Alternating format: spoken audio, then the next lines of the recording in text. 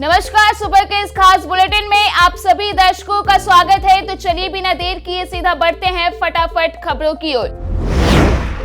BPSC ने 7 और 8 दिसंबर को आयोजित शिक्षक भर्ती परीक्षा की आंसर की जारी कर दी है। अभ्यर्थी आयोग की आधिकारिक वेबसाइट bpsc.bih.nic.in पर जाकर आंसर की देख सकते हैं। आयोग ने कहा है कि किसी भी तरह की आपत्ति 12 दिसंबर तक दर्ज कराई जा सकती है। बिहार में कराए गए जाति आधारित सर्वे को लेकर केंद्रीय गृह मंत्री अमित शाह ने अपने संबोधन में कहा कि जब उनकी पार्टी बिहार में सत्ता में थी तो उन्होंने जाति आधारित सर्वे का समर्थन किया था। राज्यपाल ने भी विधेयक को मंजूरी दे दी। आगे कहा कि जाति सर्वेक्षण को लेकर कुछ मुद्दे हैं, उन्हें उम्मीद है कि राज्य सरकार उनका समाधान करेगी। केंद्र सरकार का कभी भी जाति आधारित सर्वेक्षण में बाधा उत्पन्न करने का कोई इरादा नहीं था। इधर राजनीतिक रणनीतिकार प्रशांत किशोर ने सीएम नीतीश पर तंज कसते हुए कहा कि नीतीश कुमार की उम्र 75 साल से ज्यादा हो गई है। सामाजिक राजनीतिक रूप से चारों तरफ से घिर गए हैं। विधानसभा में खड़े होकर जो उन्होंने वक्तव्य दिया उससे पूरे देश में हंसी के पात्र बन गए। उन्होंने पूरे बिहार को शर्मसार किया है। अगले दिन उन्होंने माफी भी मांगी। वे बोलना कुछ चाहते हैं और बोल कुछ जाते हैं। उम्र उनकी राजनीति पर हावी होती दिख रही है।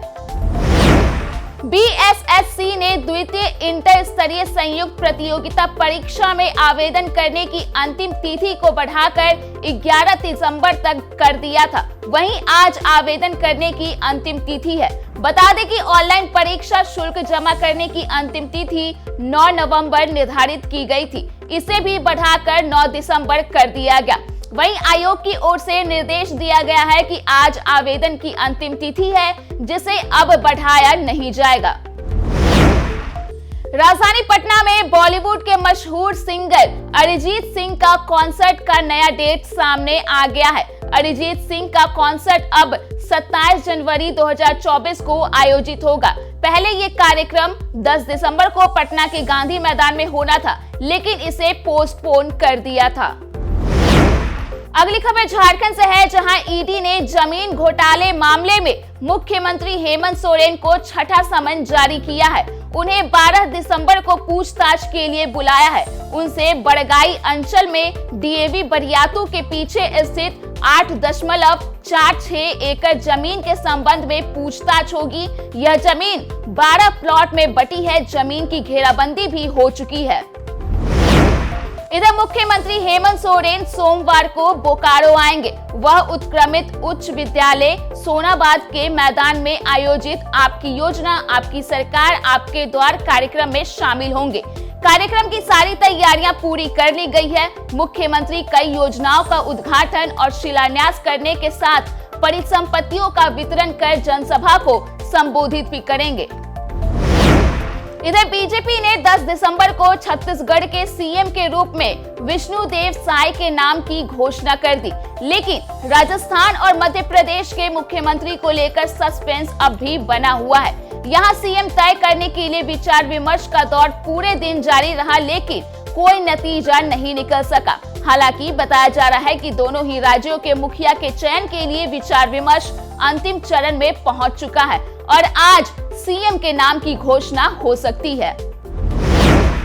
जम्मू कश्मीर में केंद्र सरकार की ओर से निरस्त किए गए अनुच्छेद 370 के कदम को चुनौती देने वाली याचिकाओं पर सुप्रीम कोर्ट आज अपना फैसला सुनाएगा। शीर्ष अदालत की वेबसाइट पर दी गई जानकारी के मुताबिक चीफ जस्टिस डीवाई चंद्रचूड़ की अध्यक्षता वाली 5 न्यायाधीशों की संविधान पीठ फैसला सुनाएगी। बेंच में justice Sanjay Kishan Kaul, justice Sanjiv Khanna, justice BR Gavai और जस्टिस सूर्यकांत शामिल हैं। अब खबर खेल जगत की। भारत और दक्षिण अफ्रीका के बीच 3 मैचों की T20 सीरीज का पहला मुकाबला डरबन के किंग्समीड में खेला जाना था। हालांकि यह मैच बारिश की वजह से शुरू नहीं हो सका। लगातार बारिश की वजह से इस मैच का टॉस भी नहीं हो सका था। ऐसे में मौसम और मैदान की हालत को देखते हुए अंपायर्स ने मैच रद्द करने का फैसला लिया। अब खबर मनोरंजन जगत की। रणबीर कपूर और बॉबी देओल की एनिमल की गरज से बॉक्स ऑफिस कांप उठा है। इस फिल्म की दीवानगी रिलीज के 10 दिन बाद भी ऑडियंस के सिर चढ़कर बोल रही है और सिनेमा घर दर्शकों से खचाखच भरे हुए नजर आ रहे हैं। ऐसे में एनिमल टिकट खिड़की पर हर दिन तमाम फिल्मों के रिकॉर्ड तोड़ने के साथ जमकर कलेक्शन भी कर रही है।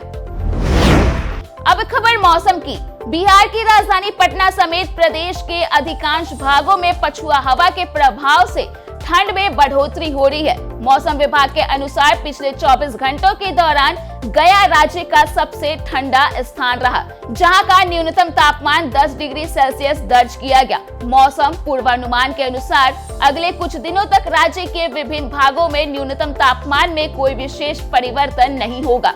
राज्य के 33 जिलों में घने कोहरे को लेकर मौसम विभाग की ओर से येलो अलर्ट जारी किया गया है। वहीं आने वाले दिनों में राज्य के कई हिस्सों में शीतलहर का असर भी देखने को मिलेगा। तो फिलहाल के लिए इस बुलेटिन में इतना ही। देश और दुनिया के तमाम अपडेट्स के लिए आप देखते रहिए दर्श न्यूज।